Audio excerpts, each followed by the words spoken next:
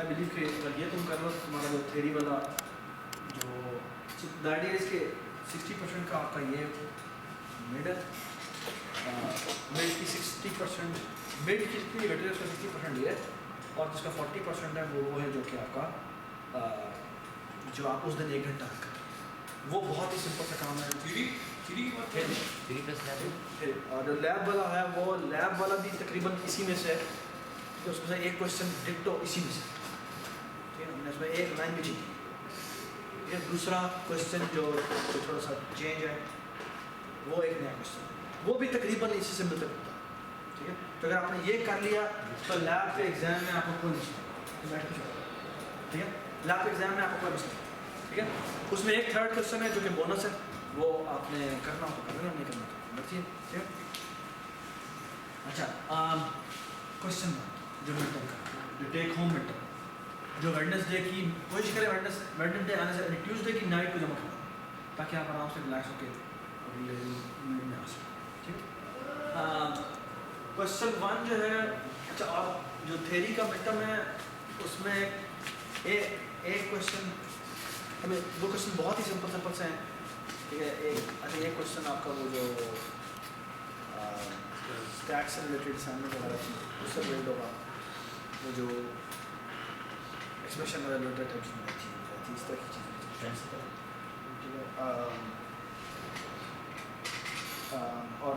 और कुछ stack queue से रिलेटेड छोटा सा क्वेश्चन है ठीक है।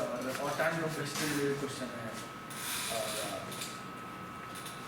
आई थिंक बस ये 4 क्वेश्चन जो बहुत simple but the thing is कि अगेन वो जो पार्ट्स हैं अगर वो पार्ट नहीं हुए तुमसे तो there will be around situation क्योंकि वो बहुत ही बेसिक चीज़ है।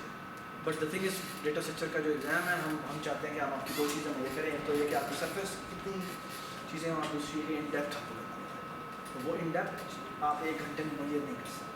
तो इसलिए हमने जो एग्ज़ाम का आइडिया बड़ा लड़के उनसे अप्रूव करवाया कि मिड टर्म एग्ज़ाम मिल ताकि हम सही तरह से ठीक है।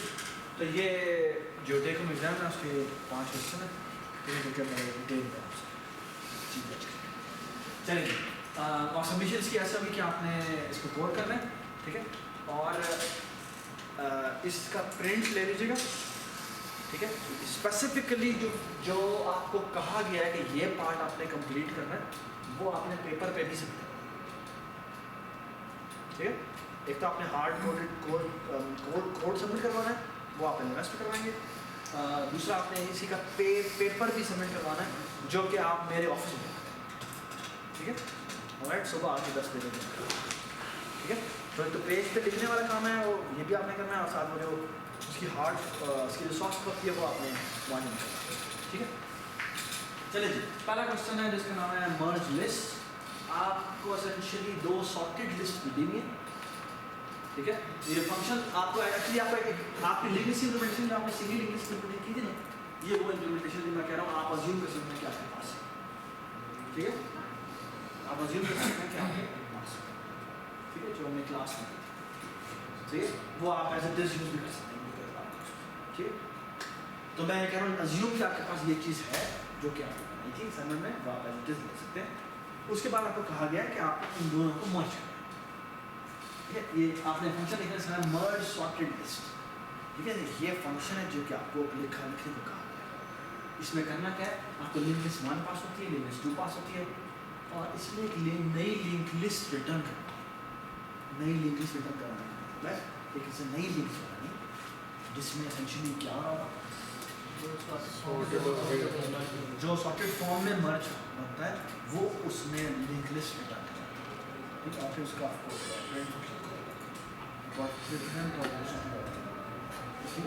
तो यू कैन सेफली अज्यूम कि तुम्हारी इनपुट में एक लिस्ट मिलेगी एक input.txt फाइल होगी जिसके अंदर पहली लिस्ट पड़ी होगी उस लिस्ट का फॉर्मेट भी मैंने बता दिया यहाँ पे ये मैंने पिक्चर पिक्टोरियली बताया कि ये पहली लिस्ट पड़ी हुई दूसरी लिस्ट पड़ी हुई है और ये उसकी सॉकेट ठीक है।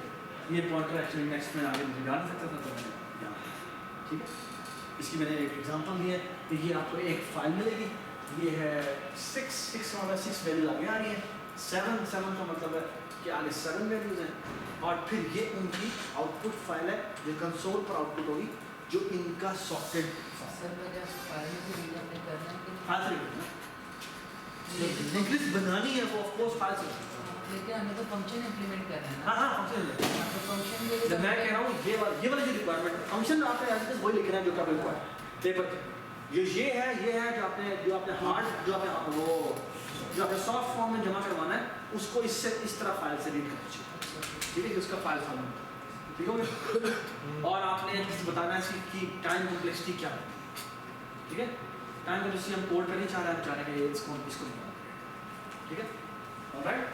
तो आपने जो भी ये जो मर्ज का एल्गोरिथम लिखा है वो कॉम्प्लेक्सिटी कितनी होगी उसकी मतलब टू लिंक दिस सर इसमें जिस तरह 2 दो दफा है दोनों लिस्ट में तो हाँ मैंने गलती किया वो 2 यहाँ पर 2 दफा दो दफा है। हाँ ये सिर्फ 4 यहाँ पर गलती से यहाँ पर 4 मैंने हटा दिया तो 4 भी यहाँ पर 2 दफा ठीक ये मैं टाइप किया हुआ ये मैं ठीक कर ठीक है ये 2 दफा ही होनी चाहिए। तो आप देखें ना ऊपर वाली मैंने ठीक बनाई थी 4 वहाँ पर भी है 4 वहाँ पर भी 2 दफा ठीक है वो नीचे में तो लगाती सही है।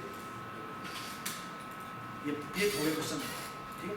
क्वेश्चन नंबर 2 ये जो स्टैक क्यूज और वेक्टर सेल है और उसका आइडिया ये है कि आपके पास एक 2 पैसेजेस मिले और वो पैसेजेस आपने बताने हैं कि ये दोनों पैसेजेस वैलिड पैसेजेस हैं और वैलिडिटी की 2 कंडीशन और वो कंडीशंस क्या है पढ़ेंगे ये कंडीशंस पढ़ें ये 2 कंडीशन क्या होनी चाहिए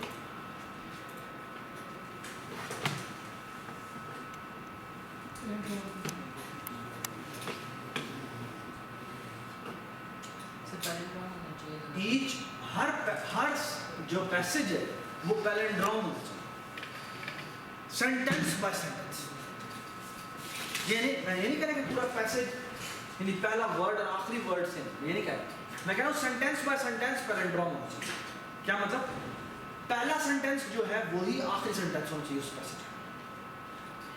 इसी तरह सेकंड सेंटेंस जो है वही सेकंड लास्ट सेंटेंस होना चाहिए ठीक है। एग्जांपल ये ऊपर पैसेज अगर आप देखें तो पहला पैसेज यहाँ शुरू है sometimes I can feel my bones straining under the weight of all the lives I can not live ठीक है आई एम नॉट लिविंग ठीक। और वही आखिरी भी है sometimes I can feel my bones straining under the weight of all the lives I am not living ठीक है। ये पहला पैसेज इस पहले पैसेज में कितने सेंटेंसेस हैं वो पहले बता 5 ठीक है। तो दोनों पैसेज में कितने सेंटेंसेस होंगे वो मैंने ऊपर बताया ठीक है। वो मैंने उसमें कोई चेंज करा नहीं करा ठीक हो गया। वो 10 भी हो सकते हैं 5 भी हो सकते हैं वो इवन भी हो सकते हैं ऑड भी हो सकते हैं ठीक है। तो पहली कंडीशन क्या है कि पैसेज को सेंटेंस बाय सेंटेंस क्या होना चाहिए पैलिंड्रोम होना चाहिए ठीक है।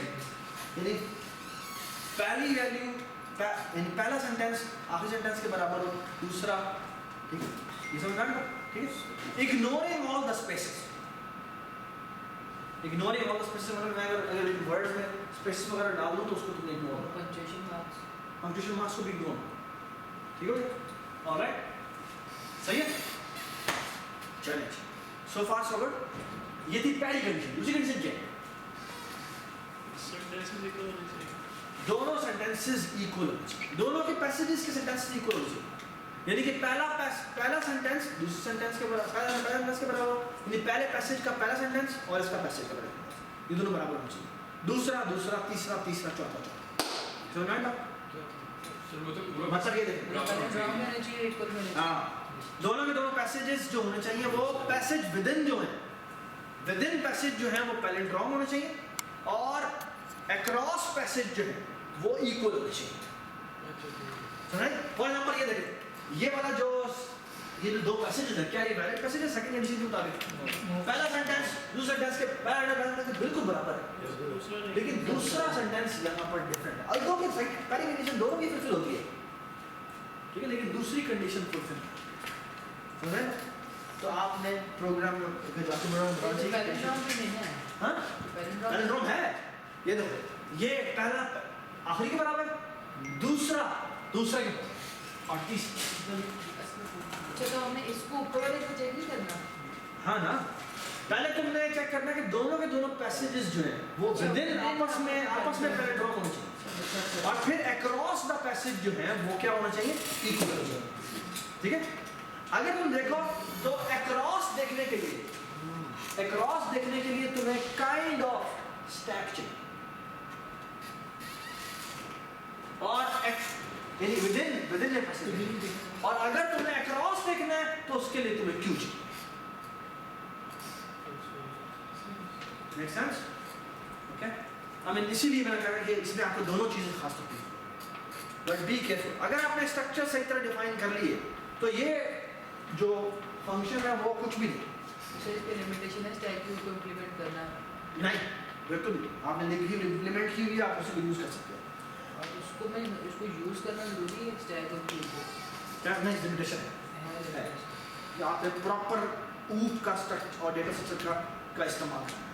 मैंने नीचे लिखा हुआ है कि you are required to use stack queues vector stack, ठीक है, एंड यू मस्ट यूज। जहां वो प्रॉपर पावर नजर आती है वो आप यूज करें, ठीक है, और उसके मार्क्स, ठीक है। I don't think so English is ठीक। चलिए दूसरा तीसरा question number 3 is recursion. Recursion में इसमें जो प्रॉब्लम आपको बताया गया वो इनका याद है, हमने एनसीआर वाला प्रॉब्लम किया था, कॉम्बिनेशन वाला। ये तकरीबन उसका क्वेश्चन लेकिन थोड़ा डिफरेंट, कि आपको एक अरे मिलेगी और एक नंबर मिलेगा साथ 2। ये क्या कहता है? ये कहता है कि तुमने सारे पॉसिबल सबसेट्स निकालने जो इतने साइज के। फॉर एग्जाम्पल तुम देखो 1 2 3 4, ये हम कंफर्म है कि ये चारों डिस्ट्रिक्ट वैल्यूज हैं, ठीक है। तो दो साइज के कितने पॉसिबल सेट्स बन सकते हैं? 1 2 1 3 1 4 2 3 2 4 3 4। ये मेरे टोटल पॉसिबल सेट्स। कोई मेरा रिपीट तो नहीं होगा? हाँ नहीं, तो सर ये प्रिंट करना है स्क्रीन पे, 1 1 होता ही नहीं है एक्चुअली। का 1 1 होता है कभी? सेट के अंदर दो वैल्यू सेम नहीं है, ठीक है। मैं कहता हूँ सेट का मतलब है टीम सिलेक्ट करना, टीम दो बंदों की टीम सिलेक्ट करनी है, तुम एक एक को नहीं सिलेक्ट कर सकते, ठीक है। ऑलराइट, तो ये तुम्हें आई थिंक रिकर्सिव फंक्शन बनेगा और लेकिन अच्छा जो रिक्वायरमेंट ये है कि इसने एक्चुअली एक लिंक लिस्ट की फॉर्म में निकालना है, एक लिंक लिस्ट की फॉर्म में, और वो लिंक लिस्ट खुद किस तरह की होनी चाहिए? क्लास के नीचे सेट के नीचे वो खुद क्या होना चाहिए? वो खुद एक वेक्टर होना चाहिए। ये लिंक लिस्ट ऑफ सबसेट्स है, और सबसेट खुद क्या डिफाइन होता है? के वैल्यूज। और के अगर आपको पता हो तो आपको अंदर इंटरनल स्ट्रक्चर क्या बनाना चाहिए?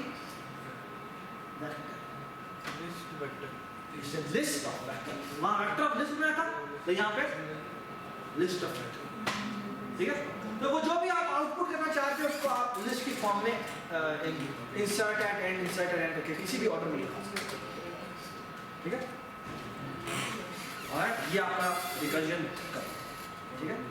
सर लिस्ट यूज कर सकते हैं, मतलब कि इंक्लूड लिस्ट। सॉरी, हाँ, आप चाहें तो इस प्रॉब्लम के लिए STL यूज कर सकते हैं, मुझे पता है। सारी प्रॉब्लम, हाँ, सारी प्रॉब्लम के लिए यूज कर सकते हैं, ठीक है। सिवाय क्वेश्चन नंबर 1 के जिसमें आपको स्पेसिफिक आगे सिग्नल। चलें जी, ये हो गया। उसके बाद है ये लिंक लिस्ट। ये लिंक लिस्ट में जो प्रॉब्लम है, आपको सिंगली लिंक लिस्ट दी है, अगेन सिंगली लिंक लिस्ट दी हुई है। अगर एग्जाम में क्वेश्चन आया और ये आपको मैंने कहा हुआ तो हम आपको सिंगल लिंक लिस्ट की इंप्लीमेंटेशन प्रोवाइड डोंट डू, ठीक है। अगर आपको मैं कह रहा हूँ लैब एग्जाम में क्वेश्चन आया, ठीक है, ये आया, पहला क्वेश्चन आया, कोई आया तो हमको या कहेंगे CL यूज करो, या आपको वो फिर जो आपकी क्लास है वो बनाई है, ठीक, तो डोंट वरी। अच्छा, आपको कहा गया है कि रिमूव रेंज करें। रिमूव रेंज का मतलब है इसमें दो वैल्यूज पास होती है, डेटा वैल्यूज पास होती है। वो लिंक लिस्ट में से वो सारी वैल्यूज रिमूव करेगा जो कि इस रेंज में लाई करती है, इंक्लूडिंग द बाउंड्री, यानी D1 से ग्रेटर देन और इक्वल और D2 से लेस देन।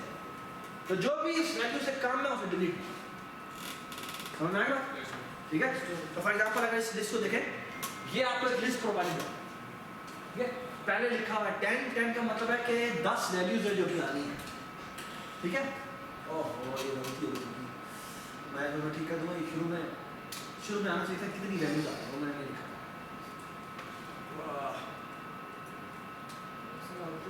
हाँ नहीं सही लिखा। सबसे पहले लिखा हुआ है 10 वैल्यूज। पहला नंबर बताता है कि मैंने 10, ये मेरी लिस्ट में 10 वैल्यूज आ रही है, 1 2 3 4 5 6 7 8 9 10।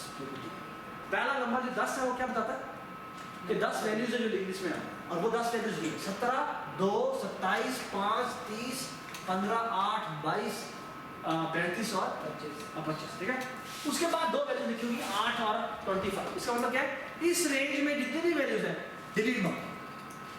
तो रिजल्टेंट मैट्रिक्स हमारी जो लिस्ट होगी वो क्या होनी चाहिए, 17 होना चाहिए इसमें, नहीं 17 नहीं होना चाहिए, 2 होना चाहिए, 6 होना चाहिए, 27 होना चाहिए, 5 होना चाहिए, 30 होना चाहिए, 15 होना चाहिए, हाँ नहीं होना चाहिए, 8 होना चाहिए इंक्लूडिंग बाउंड्री, नहीं होगा, 22 होना चाहिए, 35 होना चाहिए, यस होना चाहिए, 25 होना चाहिए, यस होना चाहिए। Be careful, delete eight tell. Yeah, it could be delta delete from front or delete from tail, सब कुछ हो सकता है। दो कंडीशन में लगा देंगे Sorry? अगर वैल्यूज की मतलब अगर हम 0 0 1 जिस तरह की दी है तो दो कंडीशन और लगा देंगे जो भी है of course। नहीं बोल सकते। इस सवाल में को कहा गया कि आपने सिंगली लिंक दिस यूज करें। हाँ उसको यूज कर सकते हैं, डेफिनेटली यूज कर सकते हैं। ये आपने इम्प्लीमेंटेशन की है STL के लिए, अपनी जो की उसमें तो वो ये इम्प्लीमेंट हुआ है, हाँ ठीक है। तो आपको जो इम्प्लीमेंटेशंस दी हुई थी उन्हीं को यूज करके आप ये कर सकते हो, मैं कोई तरह ठीक हो गया, ठीक है। ये हो गया। उसके बाद क्या, उसके बाद ये 8 क्वेश्चन है जिसमें डिफरेंट छोटे से प्रॉब्लम है जो कि आपने बताने हैं कि इसकी प्रोग्राम कॉम्प्लेक्सिटी क्या है। जब पहला क्वेश्चन देखो उसमें मैंने क्या रखा हुआ है,